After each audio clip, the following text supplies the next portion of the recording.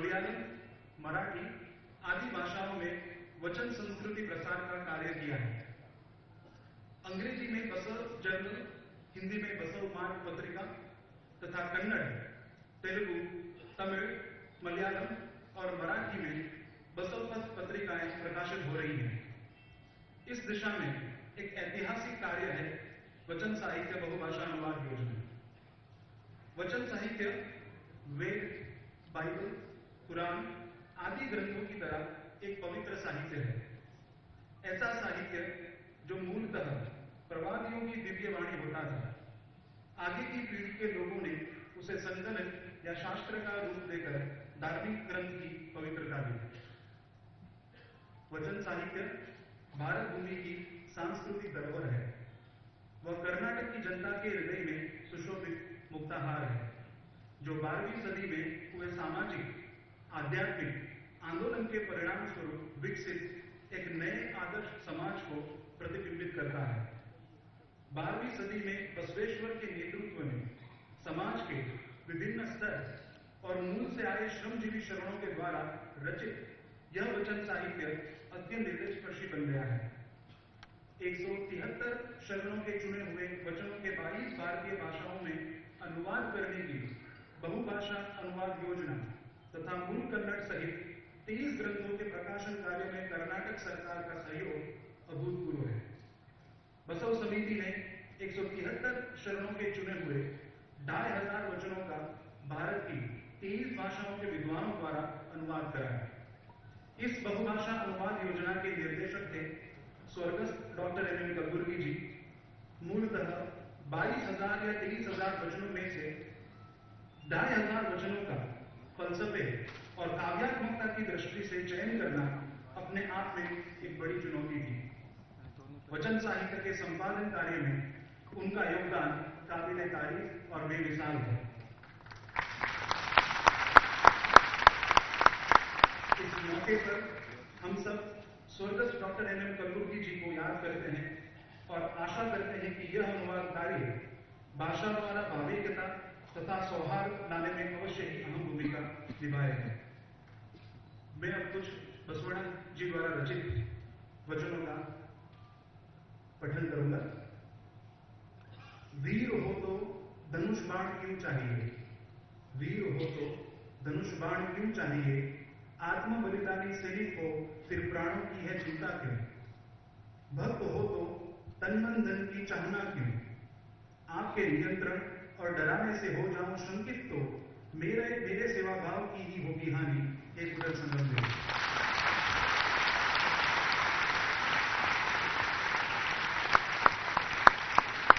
जैसा कि आप देख सकते हैं, माननीय प्रधानमंत्री श्री नरेंद्र मोदी जी विज्ञान भवन के परिसर में पधार चुके हैं।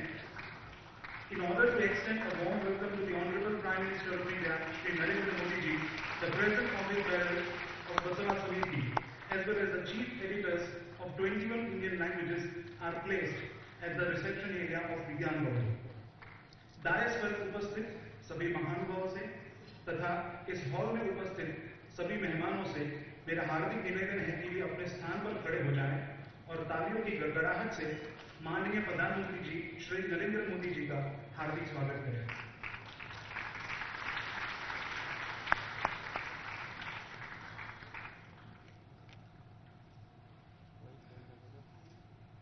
जैसा कि आप देख सकते हैं कि वो चीफ एडिटर्स ऑफ 21 लैंग्वेजेस उनके साथ मुलाकात कर रहे हैं।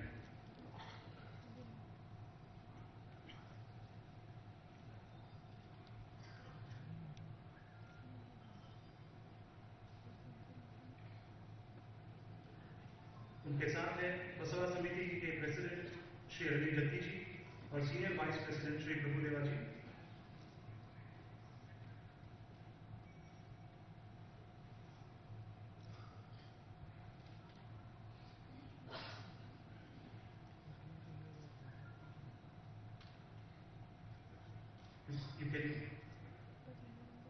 You can see there is a photograph being taken.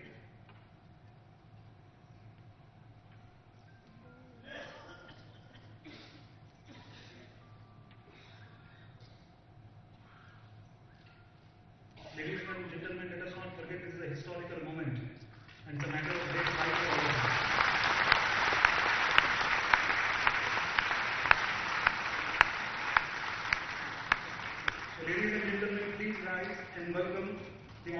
Prime Minister of India the huge round of applause.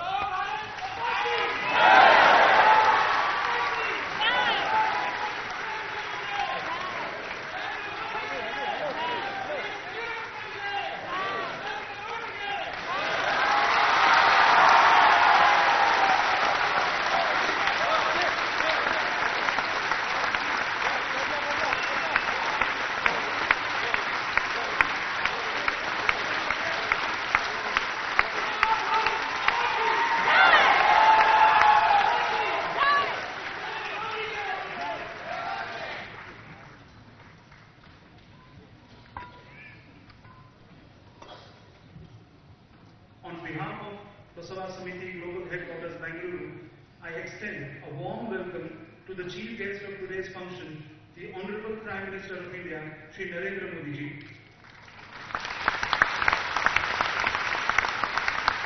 The guests of honor, the chief editors of 21 Indian languages, and one and all present here in the audience. माननीय प्रधानमंत्री श्री नरेंद्र मोदी जी के सम्मान में मैं यह पंक्तियां कहना चाहूंगा। हिंदुस्तान की शान आप हैं, ज़मीं पे रोशन आफताब आप हैं। हिंदुस्तान की शान आप हैं, ज़मीं पे रोशन आफताब आप हैं। टिमटिमाते सितारे तो कई हैं जहां में, पर फलक पे एक महताब आप हैं।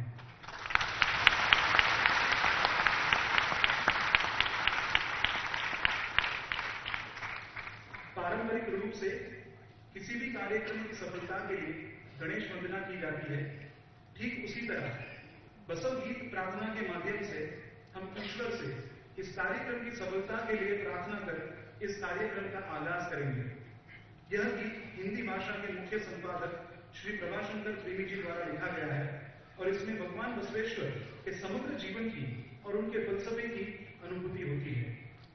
डायस पर उपस्थित सभी महानुभाव तथा इस हॉल में उपस्थित सभी मेहमानों से मेरा हार्दिक निवेदन है कि वे बसव गीत प्रार्थना के लिए अपने स्थान पर खड़े हो जाएं।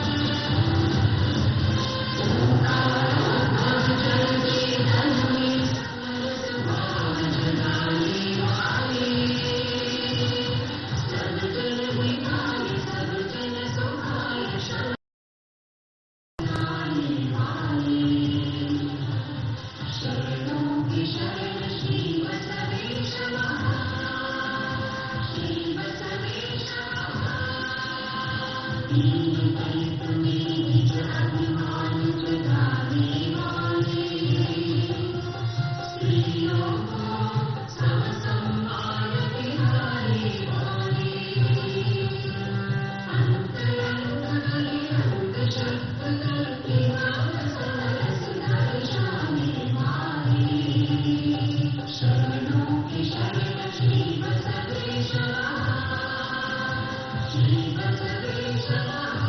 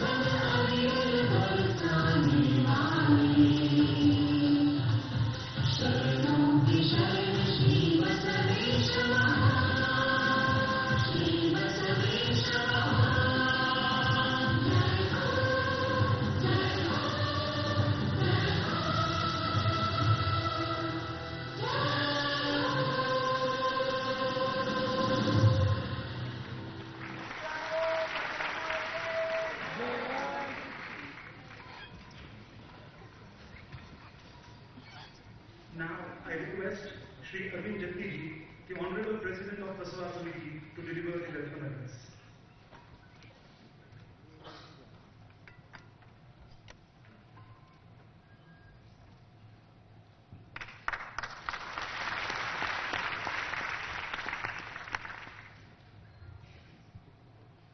ಸರ್ವರಿಗೂ ಬಸವ ಜಯಂತಿಯ ಶುಭಾಶಯಗಳು. ಮತ್ತೊಮ್ಮೆ ಸರ್ವರಿಗೂ ಶರಣು ಶರಣಾರ್ಥಿ.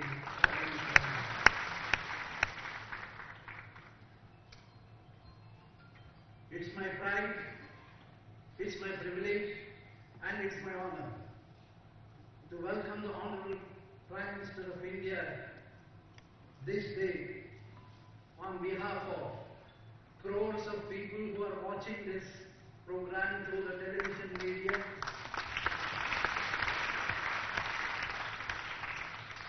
and the friends who have come from different parts of the globe, from United States of America, from United Kingdom, from Dubai, as well as Australia. Also on behalf of the entire nation, especially my friends who have come all the way from Kerala, all the friends who have come from Maharashtra, all the friends who have come from Tamil Nadu, all the friends who have come from Andhra Pradesh, Telangana, and not only that, my friends have come right from Assam to Srinagar, Srinagar to Gujarat, and Gujarat to Tamil Nadu. Sir, on behalf of all these people and myself, I welcome you to this August function. It is a historical function for all.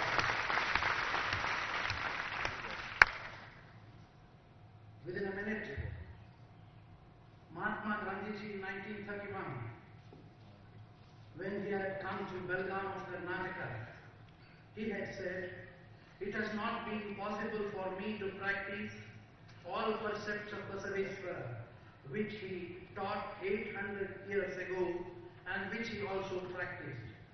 Eradication of untouchability and dignity of labor were among his core precepts." Sir, आपको याद होगा कि 14 नवंबर 2015 आप London में हमारे बसवेश्वर जी का एक मूर्ति अनावरण करते हुए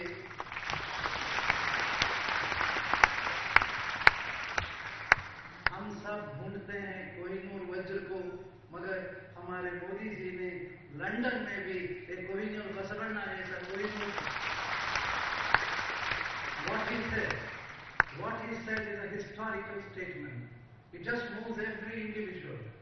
What we speak with pride about Magna Carta, what we speak with pride about Magna Carta is written in the dossiers of Basavanna. We quote Abraham Lincoln. We quote Abraham Lincoln when we speak about democracy, but 700 years before him, Basavanna enunciated the same thing. This was our Modi ji, London.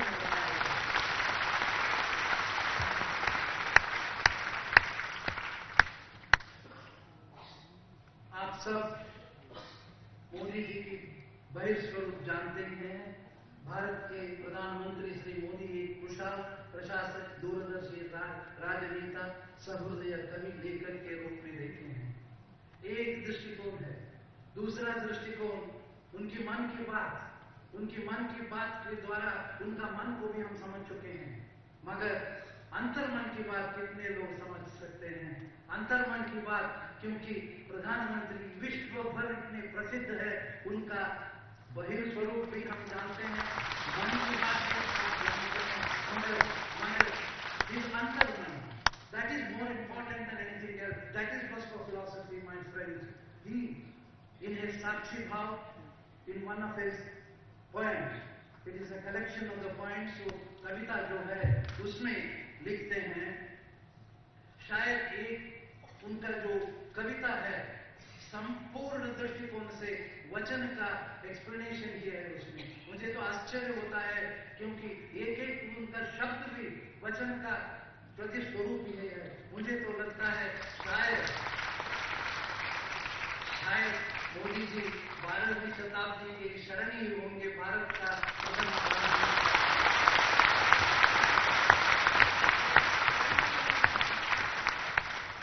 उनका कविता आपको समझाता हूं मैं, छोटा है. यहां रखा गया है, मैं इसको वचन जोड़ता हूं. वचन यहाँ रचा गया है, आत्मविश्वास का अगाध सागर, सर्वस्व निछावर करने की प्रबल इच्छा, मातृभूमि के कल्याण के सपनों का समुद्र, वामन में से विराट बनने का अप्रतिम आकांक्षा, अनुशासन और संगठन का सुगध संगम, समर्पण यात्रा का झरना फूटता है, उज्ज्वल भविष्य का प्रकाश पुंज दिखाई देता है। यहाँ तप तपस्या जैसे शब्दों का उपयोग नहीं है, यहाँ किसी देवात्मा का अधिष्ठान खड़ा नहीं किया गया है, यहाँ तो उसके हृदय में विवेक और आनंद के कथनानुसार दरिद्र नारायणों की कामना ही झंकृत की गई है। यह सत शक्ति का मिलन है, इसको बसवेश्वर जी बोलते हैं।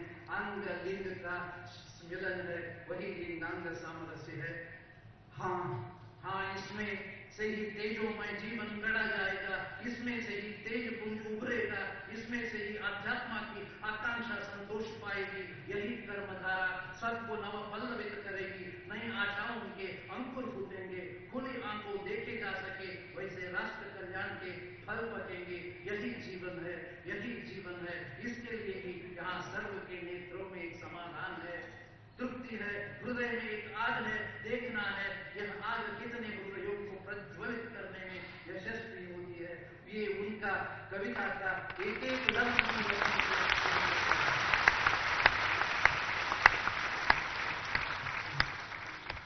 If all of you remember on the day when he took oath as the Prime Minister of India, he said, I am not the Prime Minister of India, I am एक जन सेवक करके प्रमाण वचन दिए थे। You must all remember how it compares itself with the Basva philosophy. उसी शब्द को बसवेश्वर जी बोलते हैं, मुझसे कोई छोटा नहीं, मुझसे कोई छोटा नहीं, शिव भक्तों से कोई बड़ा नहीं, आपके चरण साक्षी है, मेरा मन साक्षी है। हे पूर्ण संगमदेव, मेरे लिए यही अग्नि परीक्षा है। शायद ये अग्नि परीक्षा के माध्यम से हमारे प्रधानमंत्री जी एक कार्यक्रम पर पधारे हैं। ये पहली बसव जयंती जो दिल्ली में आए हैं, ये ऐतिहासिक बसव जयंती और एक बार आपको तालियों के साथ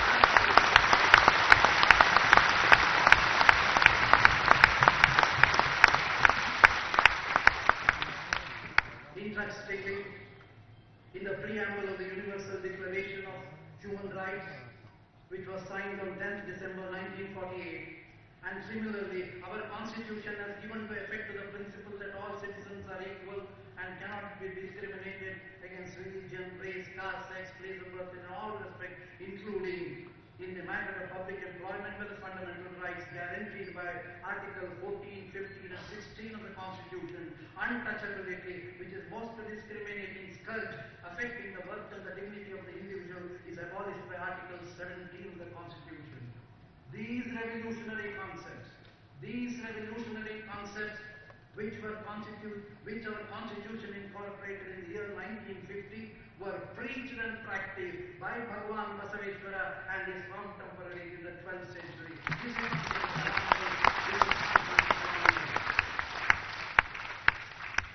as Basava Samiti, founded by my late Dr. B.D. Jatti, most of you know him because he was the only president of India with vibhuti on his forehead. That was because of his philosophy. We have Mahatma Gandhi's cap on his forehead and vibhuti. That was Mr. Jatti, and he founded our organization in the year 1964. Today it is our 50th anniversary day, and none other than the Prime Minister of the country is here to celebrate our golden jubilee celebration. What can I expect more than this? What can I expect more than this? Our intention is only simple. If this literature of Vachanas is brought into the curriculum of Indian education at a young age, it will lay the foundation for a brighter future of India, which is known for its diversity and moral values, which is unique by itself in the entire world. और आज 883 years के बाद हम दिल्ली में पूर्ण हिंदी में एक कार्यक्रम समा गए हैं, मगर you must think that this literature which was stuck to Karnataka only to the Kannada people, today we have 23 languages we have translated and back to virtually from Assam to every language of India. It was a 10-year journey for us. When I was just 58 years, I started this, and by the time I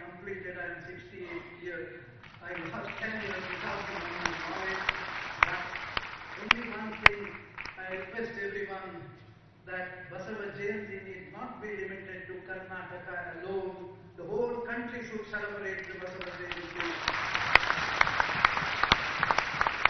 But, with a difference. On that day, all Jayantis you declare holidays, but Basava Samiti and the Basava followers will request the government to declare Basava Jayanti. On that day, the whole country should work at least 1 hour extra.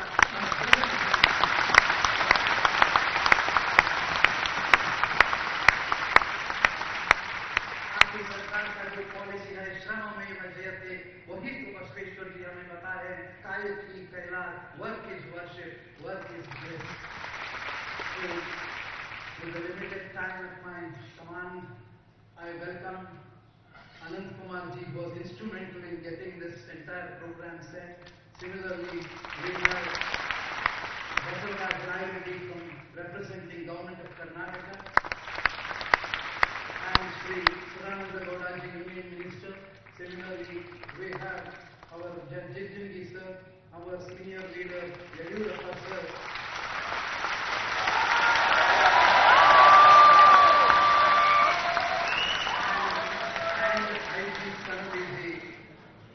He has brought me to this place, and he was the person who got me into the Parliament House. And Anant Kumar ji, within 5 minutes, nobody I don't think anywhere in the world, nobody can meet the Prime Minister of a country in 5 minutes, and it was his grace, Anant Kumar ji. उतना ही नहीं, जब प्रधानमंत्री जी को मैं गुजराती ग्रंथ वो दिन दिया हाथ में, इतनी खुशी हुई. वो दिन डिमोनेटाइजेशन का पार्लियामेंट में बहुत बड़ा हंगामा हो रहा था. वो वचन भी मैं वो दिन बताया था. भंडव ತುಂಬಿದ ಬಳಿಕ ಸುಂಕವ ತತ್ತಲ್ಲದೆ ಹೋಗಬಾರದಯ್ಯ, ಕರಳ ನಾಣ್ಯ ಕರುವಿಗೆ ಸಲ್ಲಲಿಲ್ಲ, ಕರಳ ನಾಣ್ಯ ಸಲ್ಲಲಿಲ್ಲ, ಭಕ್ತಿ ಎಂಬ ಭಾಂಡಕ್ಕೆ ಈ ಸಂಗಮಕ್ಕೆ ತುಂಬಿದ ಕೂಡಲ संगम देव. आप इतनी खुशी हुई. 12वीं शताब्दी के संत बसवेश्वर जी ने मेरे साथ आए करके दिस वॉज द रिएक्शन. ऐसे ही पूर्ण वचन में जब हम पूर्ण देश में स्वच्छ भारत अभियान लेके चल रहे हैं, उसमें बसवेश्वर जी का योगदान है. वो बोलते हैं अंतरंग शुद्धि और बहिरंग शुद्धि का संगम ही दैवत्व है, वही कूड़ल संगम है. There are many vachanas which can definitely throw light to this whole country and to भव्य भारत का संकल्प, महासंकल्प लेके आप निकले हैं. पूरा भारतवर्ष आपके साथ है और बसवेश्वर जी की तत्व भी आपके साथ है. With these couple of words, I welcome you once again, sir. Thank you very much. Sharan Sharanarthi.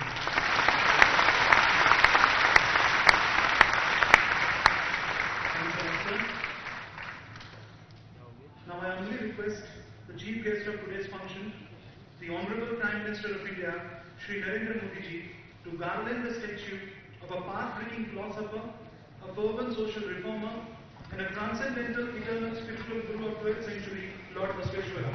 I request the President of Basava Committee, Shri Arvind Reddy ji, to escort the Honorable Prime Minister, and I request one and all present here in the hall to be on their feet.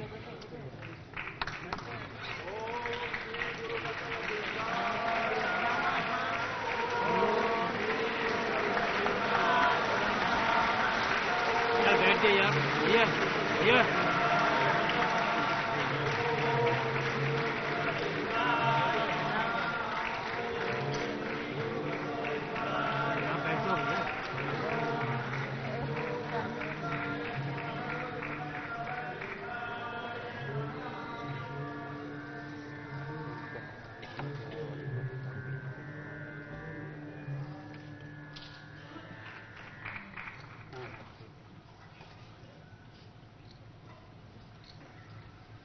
बहुत बहुत धन्यवाद.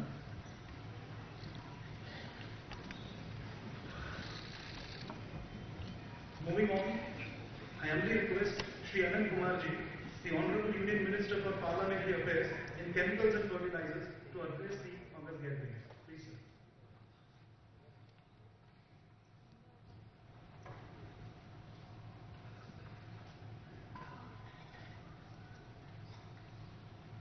ಎಲ್ಲರಿಗೆ ಬಸವ ಜಯಂತಿಯ ಮತ್ತು ಅಕ್ಷಯ ತೃತೀಯದ ಶುಭಾರೈಕೆಗಳು ಮತ್ತು ನಮಸ್ಕಾರಗಳು.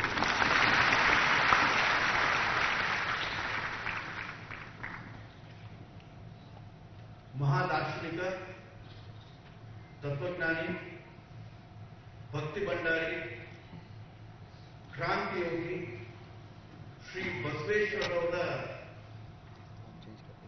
ಜಯಂತಿಯನ್ನ ಮೊಟ್ಟ ಮೊದಲನೇ ಬಾರಿಗೆ ದೇಶದ ರಾಜಧಾನಿಯಾದ ದೆಹಲಿಯಲ್ಲಿ ಮತ್ತು ವಿಜ್ಞಾನ ಭವನದಲ್ಲಿ ನಾವು ಮಾಡ್ತಾ ಇದ್ದೇವೆ.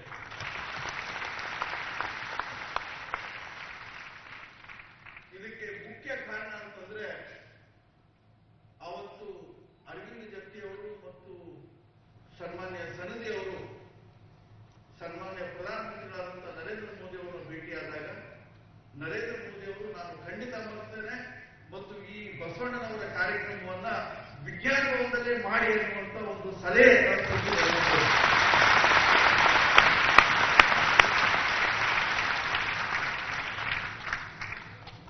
ಬಸವಣ್ಣವರು ಕಾಯಕವೇ ಕೈಲಾಸ ಅನ್ನುವಂತ ಒಂದು ತತ್ವವನ್ನು ಕೊಟ್ಟರು, ಒಂದು ವಿಚಾರವನ್ನು ಕೊಟ್ಟರು.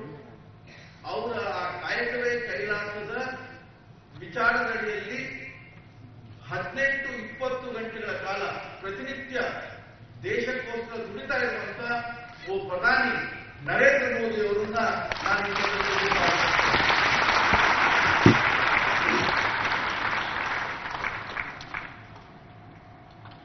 ಬಸವಣ್ಣನವರು ಕೇವಲ ಒಬ್ಬ ತತ್ವಜ್ಞಾನಿ, ಭಕ್ತಿ ಭಂಡಾರಿ ಅಷ್ಟೇ ಆಗಿರಲಿಲ್ಲ,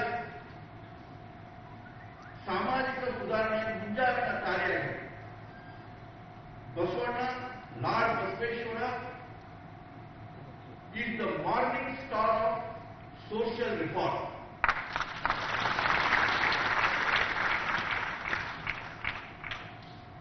ಅಂದ್ರೆ Martin Luther King, Karl Marx, French revolution ಈ ಎಲ್ಲ ಸಂಗತಿಗಳಿಗಿಂತ ಮೊದಲು 1215ನೇ ಇಸ್ವಿಯಲ್ಲಿ ಆದಂತ ಮ್ಯಾಗ್ನಾ ಕಾರ್ಟಾ ಮತ್ತು ಮ್ಯಾಗ್ನಾ ಕಾರ್ಟನ ಆಧಾರದ ವೇಳೆ ಶುರುವಾದಂತಹ ಪಾರ್ಲಿಮೆಂಟರಿ ಡೆಮಾಕ್ರಸಿಗಿಂತ ಮೊದಲು ಜಗತ್ತಿನಲ್ಲಿ ಒಂದು ಪಾರ್ಲಿಮೆಂಟ್ ಅನ್ನು ನಿರ್ಮಾಣ ಮಾಡಿ, ಜಗತ್ತಿನ ಮೊಟ್ಟ ಮೊದಲನೇ ಪಾರ್ಲಿಮೆಂಟು, ಮದರ್ ಆಫ್ ಪಾರ್ಲಿಮೆಂಟು ಅಂತಂದ್ರೆ ಅದು ಬ್ರಿಟನ್ನಿನ ಪಾರ್ಲಿಮೆಂಟ್ ಅಲ್ಲ, ಅದು ಬಸವಣ್ಣನವರು ನಿರ್ಮಾಣ ಮಾಡಿದ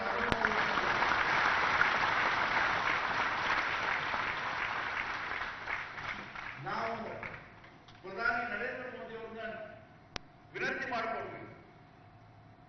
ಥೇಮ್ಸ್ ನದಿಯ ದಡದ ಮೇಲೆ ಡಾಕ್ಟರ್ ನೀರಜ್ ಪಾಟೀಲ್ರ ಒಂದು ಮುಂದಾಳತನದಲ್ಲಿ ಬಸವಣ್ಣನವರ ಆ ಮೂರ್ತಿಯನ್ನ ಸ್ಥಾಪನೆ ಮಾಡಿದಂತಹ ಸಂದರ್ಭದಲ್ಲಿ ಆ ಮೂರ್ತಿ ಕೂಡ ಆ ಕಡೆ ಇರುವಂತಹ ಬ್ರಿಟನ್ನಿನ ಪಾರ್ಲಿಮೆಂಟ್ ಅನ್ನು ನೋಡ್ತಾ ಇದ್ದ.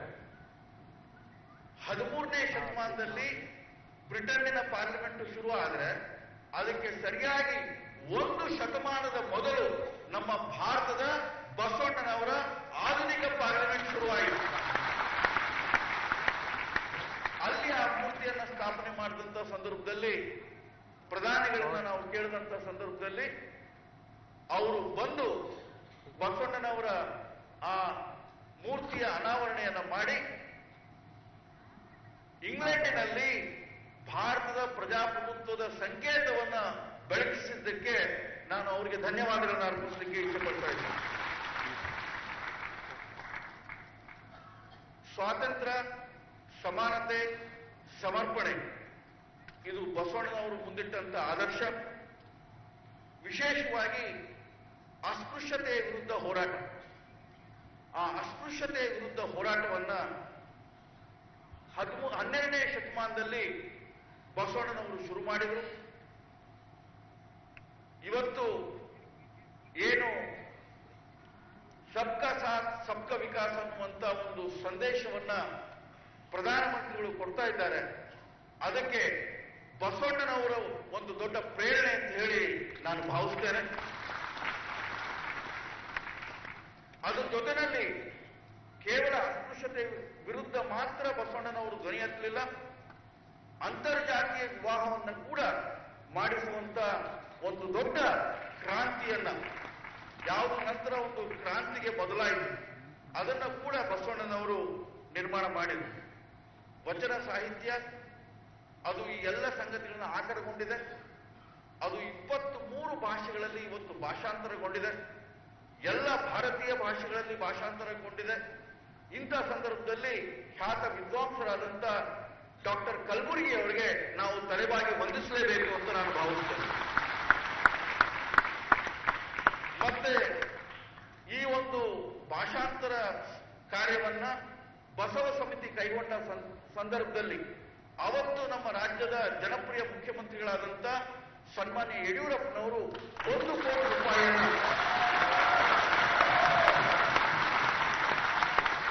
ಈ ಕಾರ್ಯಕ್ಕೆ ಕೊಟ್ಟಿದ್ದು ಇಲ್ಲಿ ಸ್ಮರಣೀಯ ಅಂತ ನಾನು ಭಾವಿಸ್ತೇನೆ. ಇವತ್ತು ಆ ವಚನ ಸಾಹಿತ್ಯ ಎಲ್ಲ ಭಾರತೀಯ ಭಾಷೆಗಳಿಗೆ ಅನುವಾದ ಆಗಿದೆ. ಅವ್ರು ಹೇಳಿದ್ರು 10 ವರ್ಷ ನಾನು ಕಳೆದೆ ಅಂತ ಹೇಳಿ ಸನ್ಮಾನ್ಯ ಅರವಿಂದ ಜತ್ತಿಯವರಿಗೆ ಮತ್ತು ಅವರ ಸಂಗಡಿಗರಿಗೆ ನಾನು ಹೇಳಲಿಕ್ಕೆ ಇಚ್ಛೆ ಪಡ್ತೇನೆ. ಬಸವಣ್ಣನವರ ಈ ವಚನದ ತಪಸ್ಸಿನಿಂದಾಗಿ ನೀವು 10 ವರ್ಷವನ್ನ ಕಳೆದಿಲ್ಲ, 10 ಅಲ್ಲ 100 ವರ್ಷಗಳ ಪುಣ್ಯವನ್ನ ನೀವು ಗಳಿಸಿದ್ದೀರಿ ಅಂತ ನಾನು ನಿಮಗೆ ಹೇಳಲಿಕ್ಕೆ ಇಚ್ಛೆ ಪಡ್ತಾ ಇದ್ದೇನೆ. ಇಂಥ ಅದ್ಭುತ ಕಾರ್ಯ ಅದು ಇವತ್ತು ಜಗತ್ತಿಗೆ ಸಮರ್ಪಣೆ ಆಗ್ತಾ ಇದೆ. ಬಸವಣ್ಣನವರ 23 ಭಾಷೆಗಳ ಭಾಷಾಂತರ ಅದು ಕೇವಲ ಕರ್ನಾಟಕಕ್ಕೆ ಸಮರ್ಪಣೆಯಲ್ಲ, ಕೇವಲ ಭಾರತಕ್ಕೆ ಸಮರ್ಪಣೆಯಲ್ಲ, ಇಡೀ ಜಗತ್ತಿಗೆ ಸಮರ್ಪಣೆ ಮಾಡುವ ಕಾರ್ಯಕ್ರಮದಲ್ಲಿ ನರೇಂದ್ರ ಮೋದಿ ಅವರು ಬಂದಿದ್ದಾರೆ. ಆದ್ದರಿಂದ ಇಂಥ ಒಂದು ಅತಿ ವಿಶಿಷ್ಟವಾದ ಕಾರ್ಯಕ್ರಮದಲ್ಲಿ ಬಂದಿರುವಂತಹ ಎಲ್ಲ ಅತಿಥಿ ಗಣ್ಯರಿಗೆ ತಮಗೆ ಶುಭ ಹಾರೈಸಿದ ನನ್ನ ಮಾತುಗಳನ್ನು ಮುಗಿಸ್ತಾ ಇದ್ದೇನೆ. ಜೈ ಜೈ ಕರ್ನಾಟಕ, ಜೈ Basavanna.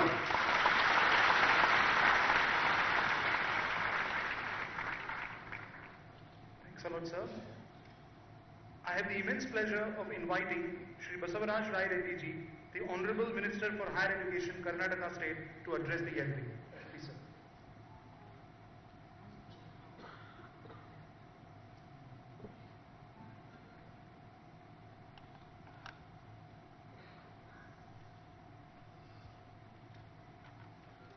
Honorable Prime Minister of India, Sri Narendra Modi ji, Sri Anand Kumar ji, Sri Sadananda Gowda ji, Sri Ramesh Jigjangi ji, and Arvind Jatti ji, and Sri B.S. Yediyurappa ji, and all the brothers and sisters in this August gathering. ನಿಮ್ಮೆಲ್ಲರಿಗೂ ಕೂಡ ಶರಣಾರ್ಥಿ ಹಾಗೂ ಎಲ್ಲರಿಗೂ ಬಸವ ಜಯಂತಿಯ ಹಾರ್ದಿಕ ಶುಭಾಶಯಗಳು. Honorable Chief Minister of Karnataka, Sri Siddaramaiah was to attend this function. However, due to his prior commitments, he is not able to be present here today. He has asked me to represent him and Government of Karnataka. Sri Siddaramaiah, Honorable Chief Minister, has sent his best wishes to all the participants and was wished for the success of this Basava Jayanti function.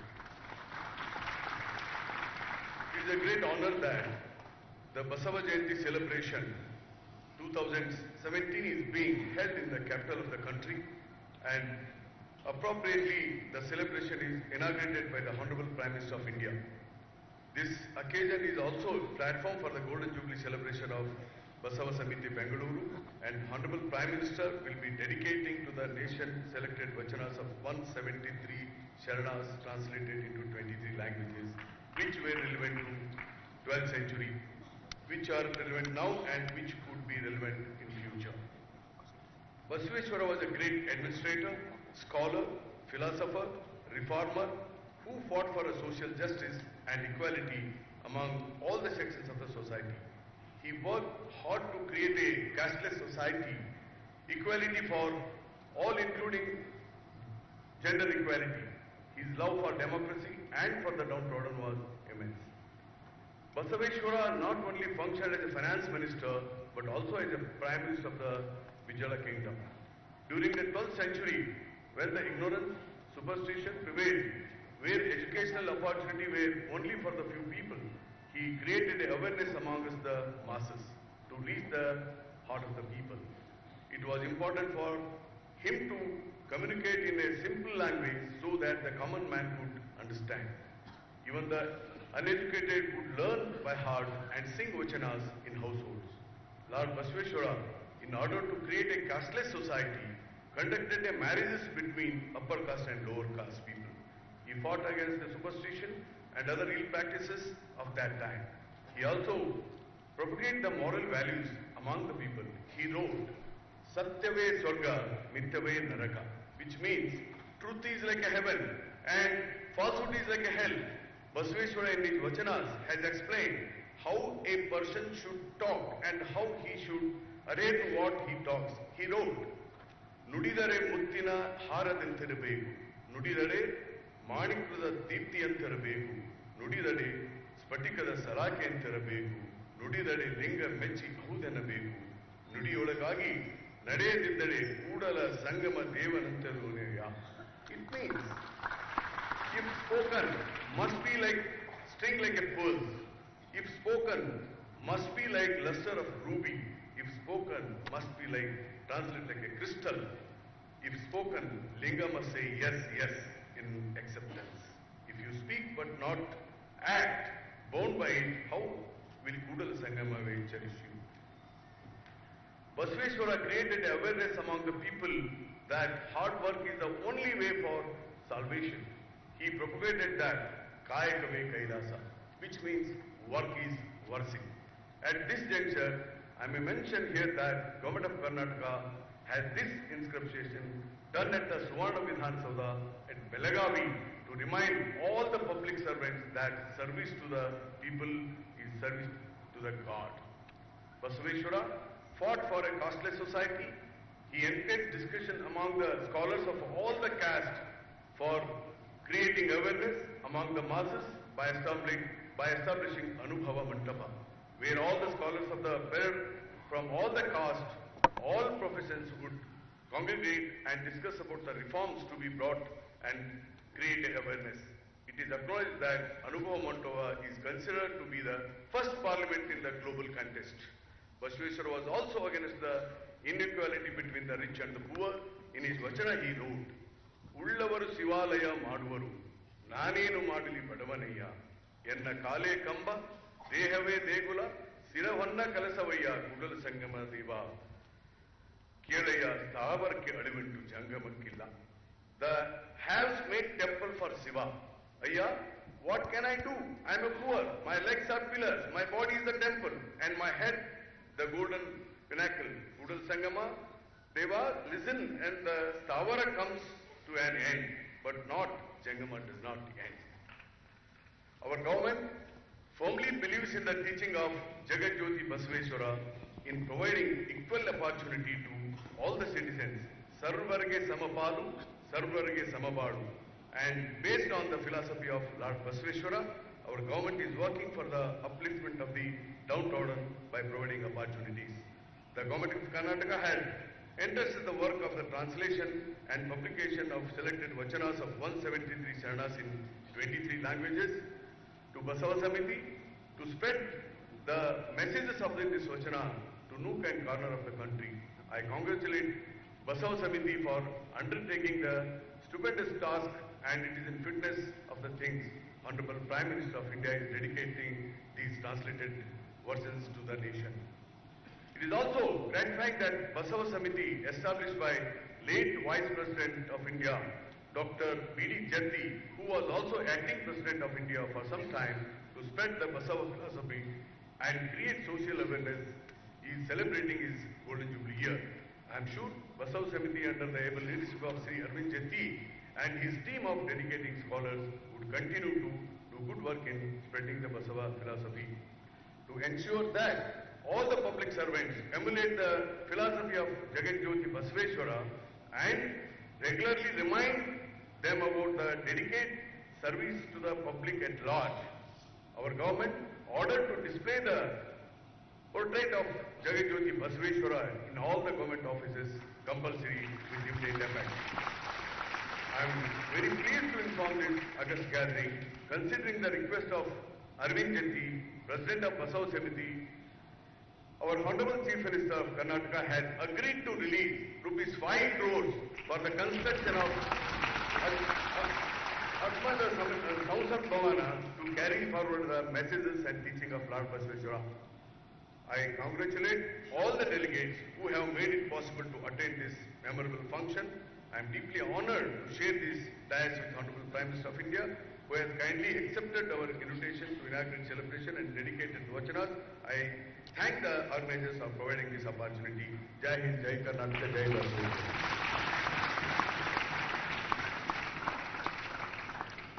Thank you very much, sir.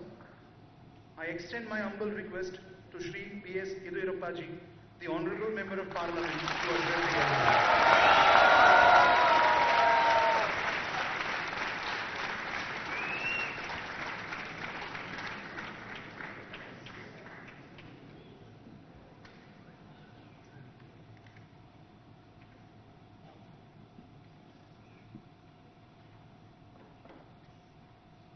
ಇಪ್ಪತ್ಮೂರು ಭಾಷೆಗಳಲ್ಲಿ ಶರಣರ ವಚನ ರಾಷ್ಟ್ರಕ್ಕೆ ಸಮರ್ಪಣೆ ಮಾಡೋಕ್ಕೆ ಬಂದಿರುವಂಥ ಈ ದೇಶ ಕಂಡಂಥ ಅಪರೂಪದ ಪ್ರಧಾನಿ ಮಾನ್ಯ ನರೇಂದ್ರ ಮೋದಿಜಿಯವರೇ, ಕೇಂದ್ರದ ಸಚಿವರಾದಂಥ ಅನಂತಕುಮಾರ್ ಅವರೇ, ರಮೇಶ್ ಜಿಗಜಿಣಗಿ ಅವರೇ, ಸದಾನಂದ ಗೌಡ್ರೆ, ಈ ಕಾರ್ಯಕ್ರಮದ ರೂವಾರಿಗಳಾದಂಥ ಮಾನ್ಯ ಅರವಿಂದ್ ಜತ್ತಿ ಅವರೇ, ಸನದಿ ಅವರೇ, ಬಸವರಾಯ ರೆಡ್ಡಿ ಅವರೇ, ಪ್ರಭುದೇವ್ ಅವರೇ, ದೇಶದ ಬೇರೆ ಬೇರೆ ರಾಜ್ಯಗಳಿಂದ ಬಂದಿರುವಂಥ ಎಲ್ಲ ಬಸವ ಪ್ರೇಮಿಗಳಿಗೆ ಅಪರೂಪದ ಕಾರ್ಯಕ್ರಮ ಇದು.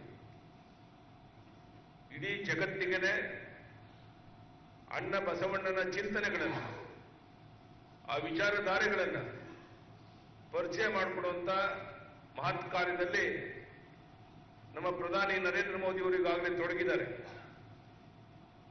ಯಾವ ಅಣ್ಣ ಬಸವಣ್ಣ ಅಂತ ಹೇಳಿದ್ರು, ಅನೇಕ ಚಿಂತನೆಗಳನ್ನು ವ್ಯಕ್ತಪಡಿಸಿದ್ರು.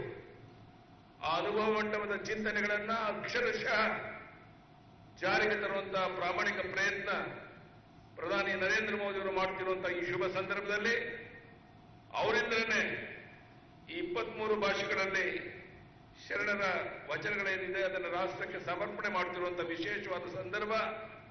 ಅದಕ್ಕಾಗಿ ಅರವಿಂದ್ ಜತ್ತಿ ಅವರಿಗೆ ನಾನು ಅಭಿನಂದನೆಯನ್ನು ಸಲ್ಲಿಸ್ತೇನೆ.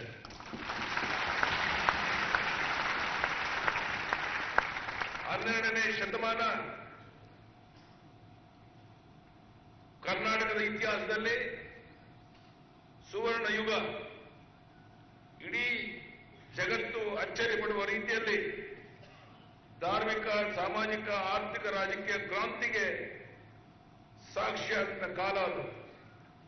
ಹುಟ್ಟಿನ ಕಾರಣಕ್ಕಾಗಿ ಯಾರು ಮೇಲಲ್ಲ, ಯಾರು ಕೀಳಲ್ಲ, ಎಲ್ಲರೂ ಸಮಾನರು ಎಂದು ಸಾರಿದ ಕಾಲ. ಧರ್ಮದ ಹೆಸರಿನಲ್ಲಿ ನಡೆಯುತ್ತಿದ್ದಂತಹ ಶೋಷಣೆಗೆ, ಕಂದಾಚಾರ ವಿಚಾರಗಳಿಗೆ, ಮೂಢನಂಬಿಕೆ ಮುಂತಾದ ಸಾಮಾಜಿಕ ಅನಿಷ್ಟಗಳ ವಿರುದ್ಧ ಸಮರವನ್ನೇ ಸಾರಿದಿರುವಂತ ಅಣ್ಣ ಬಸವಣ್ಣ. ವೈಚಾರಿಕ ಕ್ರಾಂತಿ ಮಾಡಿದ್ರು ಅಣ್ಣ ಬಸವಣ್ಣವರು. ಬಸವಣ್ಣ ಕಾಯಕ ಮತ್ತು ದಾಸೋಹದ ಒಂದು ಹೊಸ ಕಲ್ಪನೆಯನ್ನ ಈ ನಾಡಿಗೆ ನೀಡಿದಂತ ಮಹಾಪುರುಷ. ಅಸ್ಪೃಶ್ಯತೆ ವಿರುದ್ಧ, ಮಹಿಳಾ ಸಬಲೀಕರಣದ ವಿರುದ್ಧ ಅಂದೇ ಹೋರಾಟ ಪ್ರಾರಂಭ ಮಾಡಿ ಯಶಸ್ವಿಯಾಗಿದ್ರು. ಬಹುಶಃ ಇಂದಿನ ಪಾರ್ಲಿಮೆಂಟರಿ ವ್ಯವಸ್ಥೆ ಏನಿದೆ ಅಂದೇನೆ ಅದಕ್ಕೊಂದು ವ್ಯವಸ್ಥೆಯನ್ನು ಜಾರಿಗೆ ಕೊಟ್ಟಂತಹದ್ದು ಅಣ್ಣ ಬಸವಣ್ಣ. ಅದರ ಪರಿಣಾಮನೇ ಇವತ್ತಿಡೀ ಜಗತ್ತು ಈ ವಿಚಾರಧಾರೆಗಳಲ್ಲಿ ನಾವು ಮಡಗಿದ್ದೇವೆ. ನಾನು ಹೆಚ್ಚು ಮಾತನಾಡಕ್ಕೆ ಇಷ್ಟಪಡೋದಿಲ್ಲ. ಪ್ರಧಾನಿ ನರೇಂದ್ರ ಮೋದಿ ಅವರ ಮಾತನ್ನು ಕೇಳಬೇಕು, ತಾವೆಲ್ಲ ಕಾತುರಾಗಿ ಕುಂತಿದ್ದೀರಾ.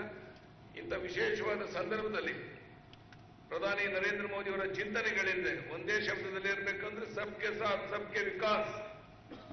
ಇಡೀ ಜಗತ್ತಿನ ಎಲ್ಲ ಮಹಾಪುರುಷರು ಮಾತೇ ಇದು. ಯಾವ ಮಾತನ್ನ ಪ್ರಧಾನಿ ನರೇಂದ್ರ ಮೋದಿಗಳ ಬಾಯಿಂದ ಹೊರಬರುತ್ತೋ ಅದನ್ನು ಅಕ್ಷರಶಃ ಪಾಲನೆ ಮಾಡಿ ಇಡೀ ಜಗತ್ತು ಅಚ್ಚರಿ ಪಡೋ ರೀತಿಯಲ್ಲಿ ಆರ್ಥಿಕ ಕ್ರಾಂತಿ ಮಾಡಿ ಶೋಷಿತ ಪೀಡಿತ ಜನಾಂಗದ ಅಭಿವೃದ್ಧಿಗಾಗಿ, ಎಲ್ಲ ವರ್ಗದ ಜನರಿಗೆ ಅಭಿವೃದ್ಧಿಗಾಗಿ ಕೆಲಸ ಮಾಡ್ತಿರುವಂತ ನಮ್ಮ ಪ್ರಧಾನಿ ನರೇಂದ್ರ ಮೋದಿ ಅವರು ಇವತ್ತು ಈ ಕಾರ್ಯಕ್ರಮದಲ್ಲಿ ಬಂದು ಉಪಸ್ಥಿತರಿದ್ದು ಈ ಕಾರ್ಯಕ್ರಮ ಮಾಡ್ತಿರುವಂತಹದ್ದು ಇಡೀ ಜಗತ್ತಿಗೆ ಅಣ್ಣ ಬಸವಣ್ಣನ ಚಿಂತನೆಗಳನ್ನ ತಿಳ್ಕೊಳ್ಳೋದಕ್ಕೆ ಒಂದು ಮಾರ್ಗದರ್ಶನ ಮಾಡುವಂತ ಮಹತ್ ಕಾರ್ಯದಲ್ಲಿ ಅರವಿಂದ್ ಜತ್ತಿಯವರು ಈ ಕಾರ್ಯಕ್ರಮ ರೂಪಿಸಿದ್ದಾರೆ. ಅರವಿಂದ್ ಜತ್ತಿಯವರಿಗೆ ಮತ್ತೊಮ್ಮೆ ಅಭಿನಂದನೆಯನ್ನು ಸಲ್ಲಿಸಿ ಇಂಥ ವಿಶೇಷವಾದ ಕಾರ್ಯಕ್ರಮದಲ್ಲಿ ದೇಶದ ರಾಜ್ಯದ ಬೇರೆ ಬೇರೆ ಭಾಗಗಳಿಂದ ಬಂದಿರುವಂತ ಎಲ್ಲ ಬಸವ ಅಭಿಮಾನಿಗಳಿಗೆ ಅಭಿನಂದನೆಯನ್ನು ಸಲ್ಲಿಸಿ ನನ್ನ ಮಾತನ್ನು ಮುಗಿಸ್ತೇನೆ.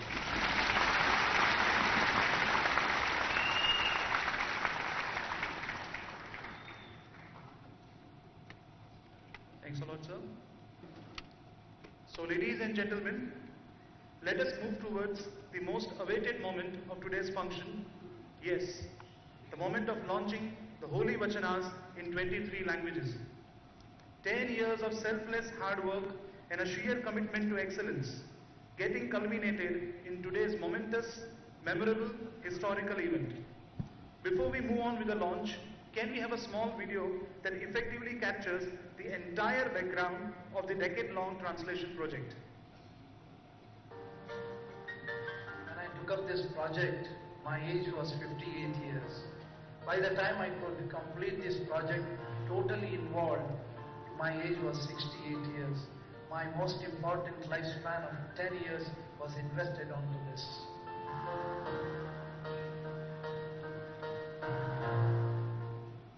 Vachana Sahitya came into existence in the 12th century and the Vachana movement gained momentum later on. Vachana literature is a voluminous work. So we selected 2,500 Vachanas to be translated, not only written by Basavanna, but all his contemporaries, and the literature belongs to 173 Shivasharanas. This multilingual Vachana project was to translate the original literature in Kannada to all the recognized Indian languages. This project, when we thought of, immediately we went to Central Institute of Indian Languages. After that we met Javregoda sir, took his advice, and then Dr. M.M. Kalburgi, the great Kannada literary personality, and he accepted to be the chief editor of this entire project, and he supported the entire project till his last breath. As part of our project, when we used to conduct workshops, once in Rajasthan, Padma Shri Dr. Devalji, and I asked him, sir, for the first time you may be having a look at this South Indian literature of Vachana. How do you feel about this literature, sir? In simple words, he said, वचन को मैं गंभीर दृष्टिकोण से देखता हूँ, शायद ये लोकानुभव और शिवानुभव का संगम. It is in a beautiful way it is presented. ये जिंदगी का एक मकसद, एक पथ दिखाता है. The person, the chief editor of the Assami translation, he said, Assam language itself will be saved through this new form of literature. The literary people will start using this form of literature and they will be able to expand this, develop this literature in a much bigger way.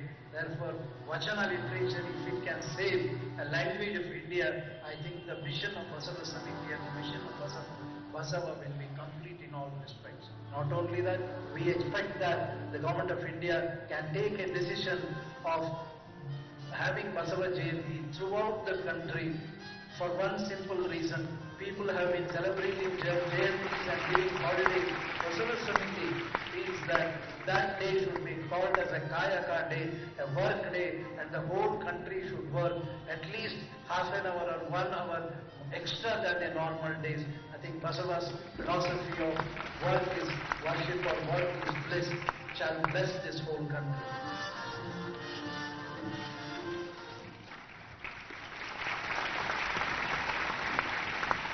So, ladies and gentlemen, it gives us immense pleasure and we consider it as our singular privilege and honor to request the Honorable Prime Minister of India, Shri Narendra Modi ji, to proceed with the digital launch of the Holy Vachanas and thereby dedicate it to the entire world. Please put your hands together for the digital launch of Holy Vachanas.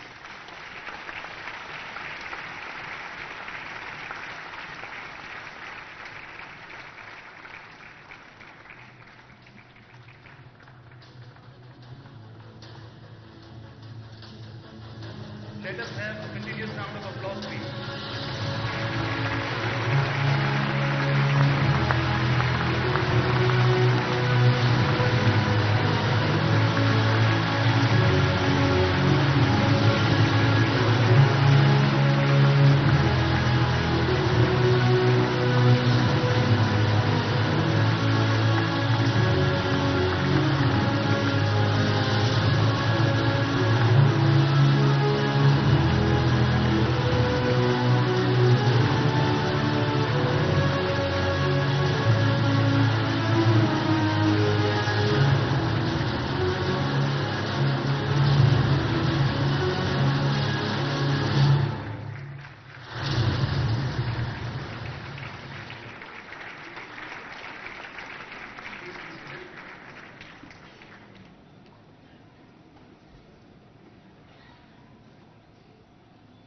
कुछ ऐसा जज्बाए जुनून रखता हूं, आंखों में चमक, चेहरे पे सुकून रखता हूं।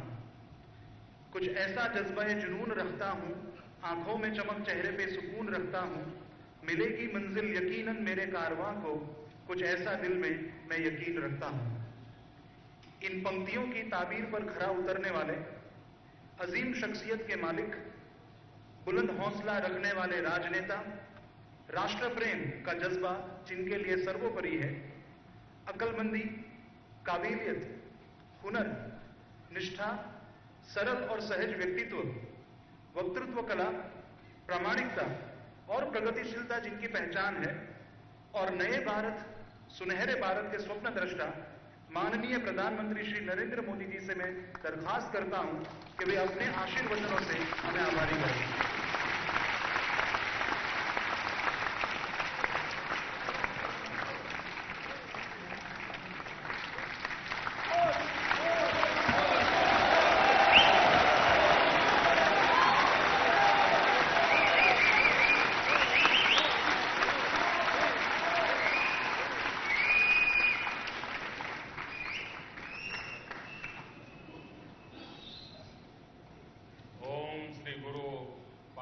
लिंगाय नमः।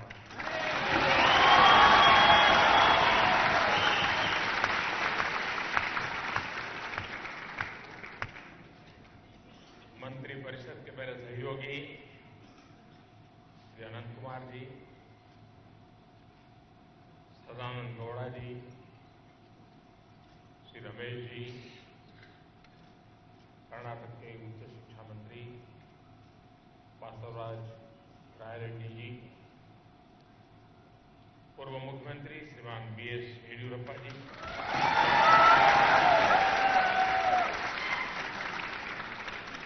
भाजपा समिति के अध्यक्ष श्री अरविंद जेटली जी और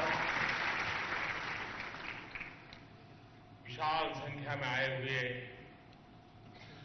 आप सभी महानुभाव, आप सभी को भगवान बसवेश्वर की जयंती पर अनेक अनेक शुभकामनाएं। भाजपा समिति भी अपने 50 वर्ष पूरे कर एक उत्तम कार्य के द्वारा भगवान बसवेश्वर के वचनों का प्रसार करने में एक अहम भूमिका निभाई है।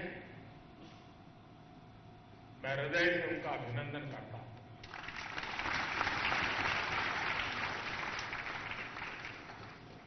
मैं हमारे पूर्व उपराष्ट्रपति श्रीमान जती साहब को भी इस समय आदरपूर्वक स्मरण करना चाहूंगा कि उन्होंने इस पवित्र कार्य को आरंभ किया, आगे बढ़ाया। मैं आज विशेष रूप से इसके मुख्य संपादक रहे और आज हमारे बीच नहीं है ऐसे कुलबुर्गी जी को भी नमन करता हूं, जिन्होंने इस इस कार्य के लिए अपने आप को खपा दिया। आज वो जहां होंगे उनको सबसे ज्यादा संतोष होता होगा। जिस काम को उन्होंने किया था वो आज पूर्णता पर पहुंच चुका है। हम सब लोग राजनीति से दलदल में डूबे हुए लोग हैं।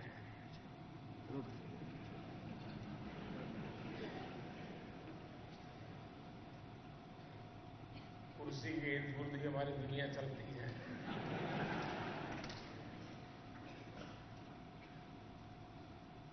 और अक्सर हमने देखा है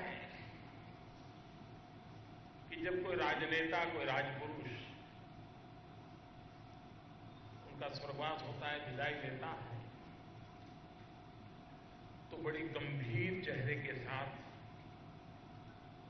उनके परिवारजन, जनता जनार्दन के सामने कहते हैं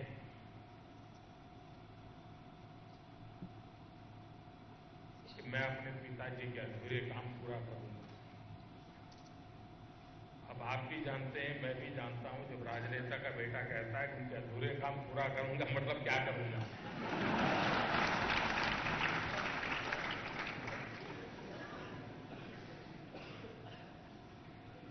राजनीतिक दल के लोग भी जानते हैं कि इसने जब कह दिया कि मैं उनके अधूरे काम पूरा करूंगा तो इसका मतलब क्या होता है।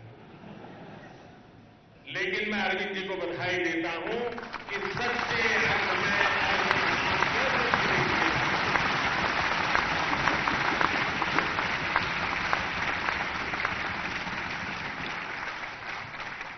इस देश के उपराष्ट्रपति पद पर गौरवपूर्ण जिसने जीवन बिताया, देश जिनको याद करता है, उनका बेटा पिता के अधूरे काम पूरा करने का मतलब होता है भगवान बसवराज की बात को जन जन तक पहुंचाना, हिंदुस्तान के कोने कोने तक पहुंचाना, आने वाली पीढ़ियों के साथ पहुंचाना।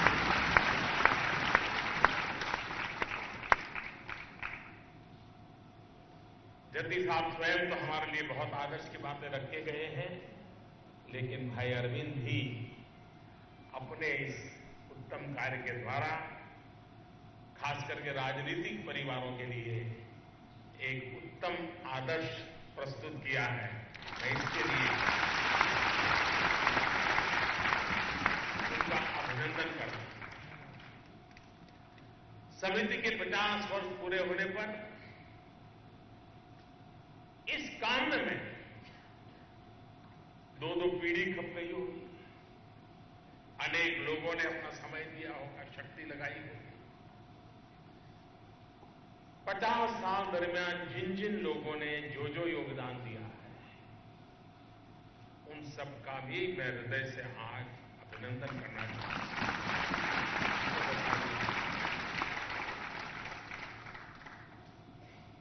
मेरे प्यारे भाई बहनों, भारत का इतिहास सिर्फ हार का इतिहास नहीं है, पराजय का इतिहास नहीं है, सिर्फ गुलामी का इतिहास नहीं है, सिर्फ जुल्म अत्याचार झेलने वालों का इतिहास नहीं है, सिर्फ गरीबी, भुखमरी और अशिक्षा और सांप और नेवले की लड़ाई का इतिहास भी नहीं है। समय के साथ अलग अलग कालखंडों में देश में कुछ चुनौतियां आती, कुछ यही पैर जमा कर बैठ भी गई, लेकिन ये समस्याएं, ये कमियां, ये बुराइयां, ये हमारी पहचान नहीं है। हमारी पहचान है इन समस्याओं को निपटने का हमारा तरीका, हमारा अप्रोच। भारत वो देश है जिसने पूरे विश्व को मानवता का, लोकतंत्र का, गुड गवर्नेंस का, अहिंसा का, सत्याग्रह संदेश दिया है। अलग अलग समय पर हमारे देश में ऐसी महान आत्माएं अवतरित होती रही जिन्होंने संपूर्ण मानवता को अपने विचारों से, अपने जीवन से दिशा दिखाई है। जब दुनिया के बड़े बड़े देशों ने, पश्चिम के बड़े बड़े जानकारों ने लोकतंत्र को, सबको बराबरी के अधिकार को एक नए नजरिए के तौर पर देखना शुरू किया, उससे भी सदियों पहले, और कोई भी हिंदुस्तानी इस बात को गर्व के साथ कह सकता है, उससे भी सदियों पहले भारत ने इन मूल्यों का न सिर्फ आत्मसात किया, बल्कि अपनी शासन पद्धति में शामिल भी किया था। 11वीं शताब्दी में भगवान बसवेश्वर ने भी लोकतांत्रिक व्यवस्था का सृजन किया।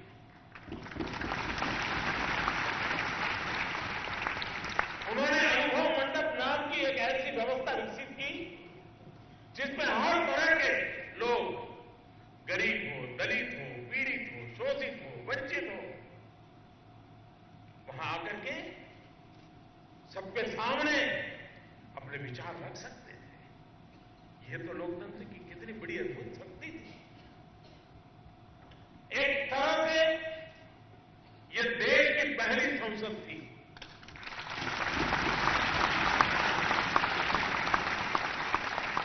यहां हर कोई बराबर के थे, कोई ऊंच नहीं, भेदभाव नहीं, मेरा तेरा कुछ नहीं। भगवान बसवेश्वर का वचन, वो कहते थे, जब विचारों का आदान प्रदान ना हो, जब तर्क के साथ बहस ना हो, तब अनुभव गोष्ठी भी प्रासंगिक नहीं रह जाती, और जहां ऐसा होता है वहां ईश्वर का वास भी नहीं होता।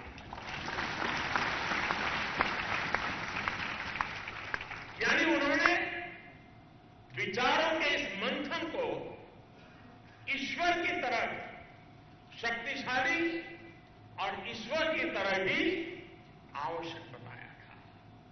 इससे बड़े ज्ञान की कल्पना कोई कर सकता है? यानी सैकड़ों साल पहले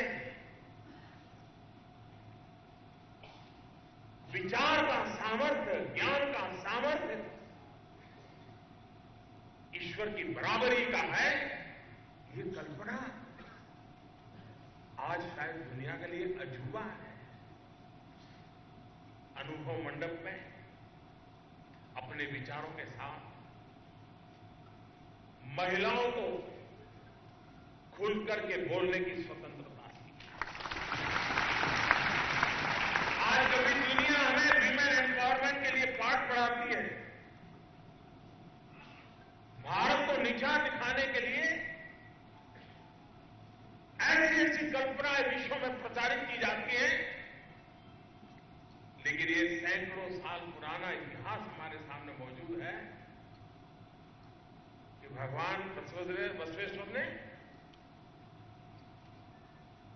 विमेन एम्पावरमेंट, इक्वल पार्टनरशिप, इतनी उत्तम व्यवस्था साकार के भीतर भी सिर्फ कहा नहीं, व्यवस्था साकार। समाज के हर वर्ग से आई महिलाएं अपने विचार व्यक्त करती थी।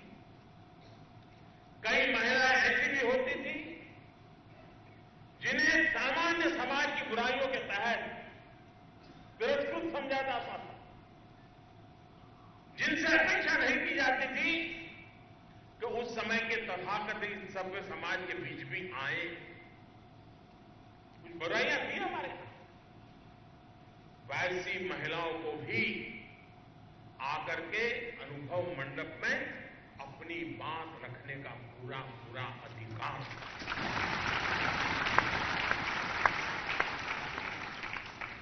महिला सशक्तिकरण को लेकर उस दौर में ये कितना बड़ा प्रयास था, कितना बड़ा दौर का हम अंदाज लगा सकते हैं। और हमारे देश की विशेषता रही है, हजारों साल पुराना हमारी परंपरा है, तो बुराइयां आई नहीं आनी चाहिए, आई, लेकिन उन बुराइयों के खिलाफ लड़ाई लड़ने का मांझा भी हमारे भीतर ही पैदा हो।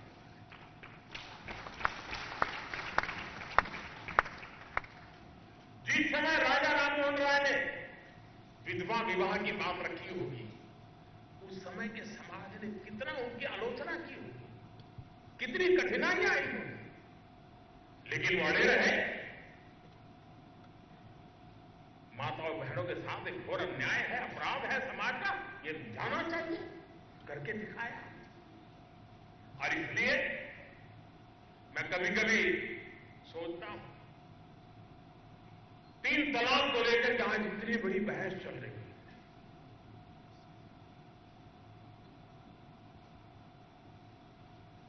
मैं भारत की महान परंपरा को देखते हुए मेरे भीतर एक आशा का संचार हो रहा है। मेरे मन में आशा जगती है कि इस देश में समाज के भीतर से ही ताकतवर लोग निकलते हैं, जो कालबाह्य परंपराओं को तोड़ते हैं, नष्ट करते हैं, आधुनिक व्यवस्थाओं को विकसित करते हैं। मुसलमान समाज में से भी ऐसे प्रबुद्ध लोग पैदा होंगे, आगे आएंगे, और मुस्लिम बेटियों को उनके साथ जो गुजर रही है, जो बीत रही है, उसके खिलाफ वो खुद लड़ाई लड़ेंगे और कभी न कभी रास्ता निकालेंगे। और हिंदुस्तान के ही प्रबुद्ध मुसलमान जो निकलेंगे, जो दुनिया के मुसलमानों को रास्ता दिखाने की ताकत रखते हैं। इस धरती की ये ताकत है।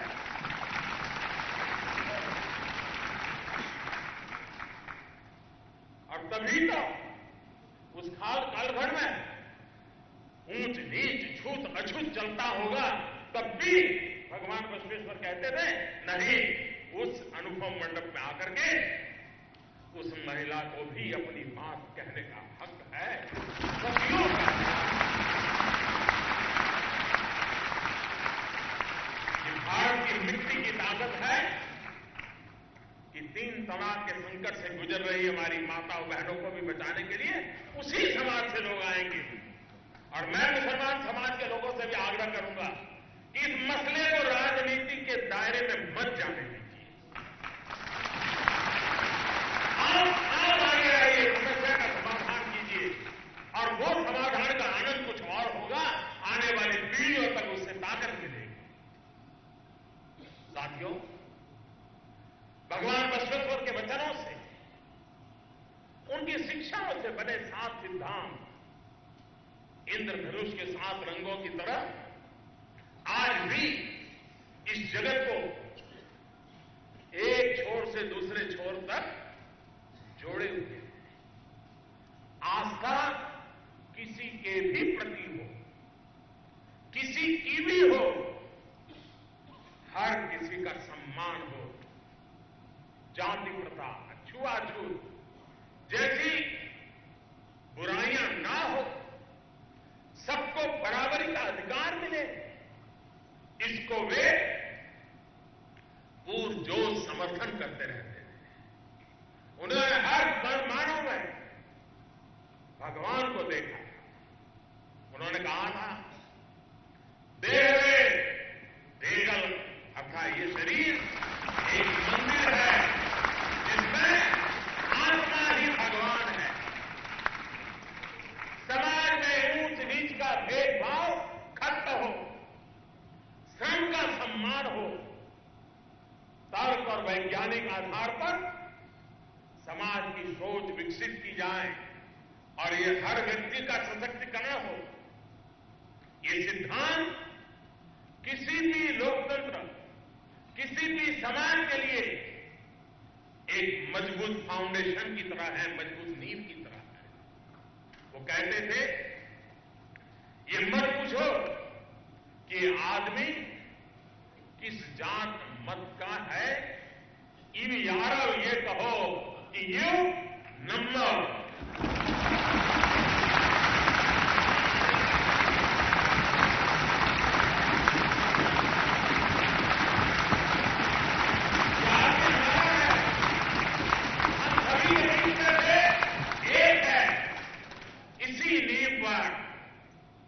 एक मजबूत राष्ट्र का निर्माण होता है। यही सिद्धांत एक राष्ट्र के लिए नीति निर्देशक का काम करते हैं। हमारे लिए ये बहुत ही गौरव का विषय है कि भारत की धरती पर 800 वर्ष पहले इन विचारों को भगवान बसवेश्वर ने जन भावना और जनतंत्र का आधार बनाया।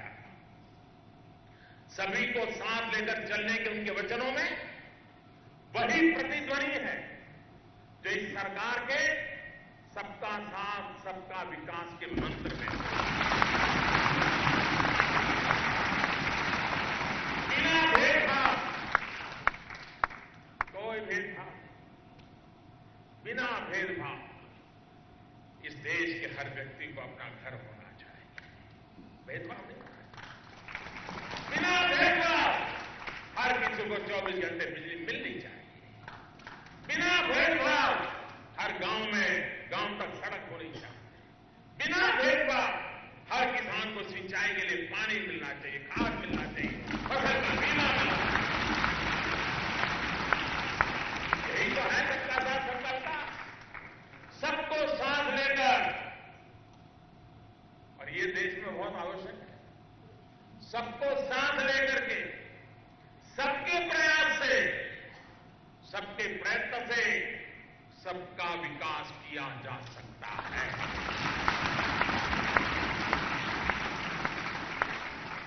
आप सबने भारत सरकार की मुद्रा योजना के बारे में सुना होगा। ये योजना देश के नौजवानों को बिना भेदभाव, बिना बैंक गारंटी अपने पैरों पर खड़े होने के लिए, अपने रोजगार के लिए कर्ज देने के लिए शुरू की गई, विदाउट गारंटी। अब तक देश के 3.5 करोड़ लोगों को इस योजना के तहत 3 लाख करोड़ से ज्यादा कर्ज दिया जा चुका। आप ये जानकर के हैरान हो जाएंगे कि इस योजना के तहत कर्ज लेने वालों में, और 800 साल के बाद भगवान बसवेश्वर को खुशी होती होगी, ये कर्ज लेने वालों में 76% महिलाएं हैं।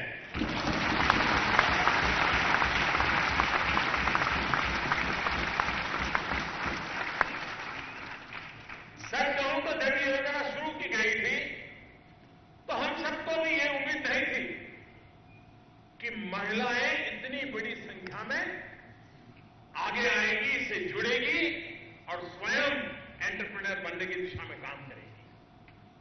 आज ये योजना महिला सशक्तिकरण में एक बहुत अहम भूमिका निभा रही है। गांवों में, गलियों में, छोटे छोटे कस्बों में मुद्रा योजना महिला उद्यमियों का एक प्रकार से बड़ा तांता लग रहा है। भाई और बहनों, भगवान बसवेश्वर के वचन सिर्फ जीवन का ही सत्य नहीं है, ये सुशासन, गवर्नेंस, राजकर्ताओं के लिए भी ये उतने ही उपयोगी है। वो कहते थे, ज्ञान के बल से अज्ञान का नाश है, ज्योति के बल से अंधकार का नाश है, सत्य के बल से असत्य का नाश है, पारस के बल से लोहत्व का नाश है। व्यवस्था से असत्य को ही दूर करना ही तो सुशासन होता है, वही तो गुड गवर्नेंस है। जब गरीब व्यक्ति को मिलने वाली सब्सिडी सही हाथों में जाती है, जब गरीब व्यक्ति का राशन उसी के पास पहुंचता है, जब नियुक्तियों में सिर्फ सिफारिशें बंद होती हैं, जब गरीब व्यक्ति को भ्रष्टाचार और काले धन से मुक्ति के प्रयास किए जाते हैं, तो व्यवस्था में सत्यता का ही मान बढ़ता है और वही तो भगवान है। जो झूठा है, गलत है, उसे हटाना, पारदर्शिता लाना, ट्रांसपेरेंसी, वही तो गुड गवर्नेंस है। भगवान बसवेश्वर कहते थे, मनुष्य जीवन निस्वार्थ कर्म योग से ही प्रकाशित होता है। निस्वार्थ कर्म योग। शिक्षा मंत्री जी,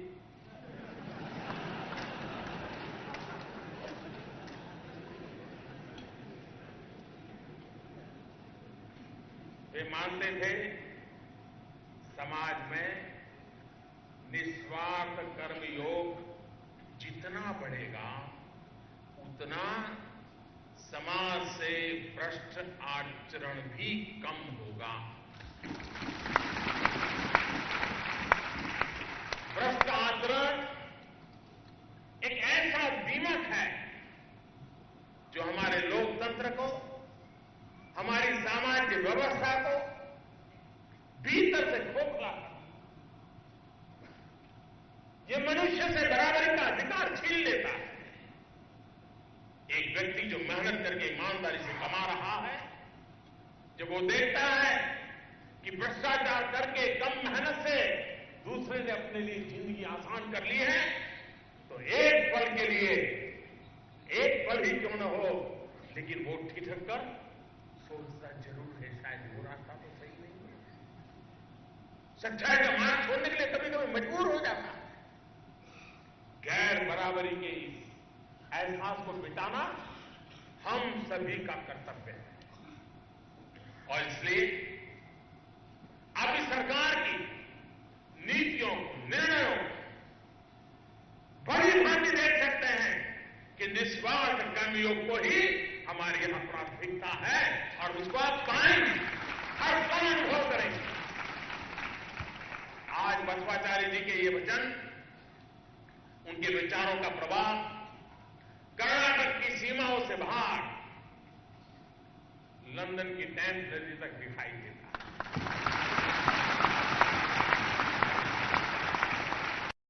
मेरा सौभाग्य है कि मुझे लंदन में बसवाचार्य जी की प्रतिमा का अनावरण करने का अवसर मिला। जिस देश के बारे में कहा जाता था इसमें कभी सूर्यास्त नहीं होता, वहां की संसद के सामने लोकतंत्र को संकल्पित करने वाली बसवाचार्य जी की प्रतिमा किसी तीर्थ स्थल से कम नहीं है। मुझे आज भी याद है उस समय कितनी बारिश हो रही थी और जब बसवाराज की वो प्रतिमा लगाई जा रही थी तो स्वयं मेघराजा भी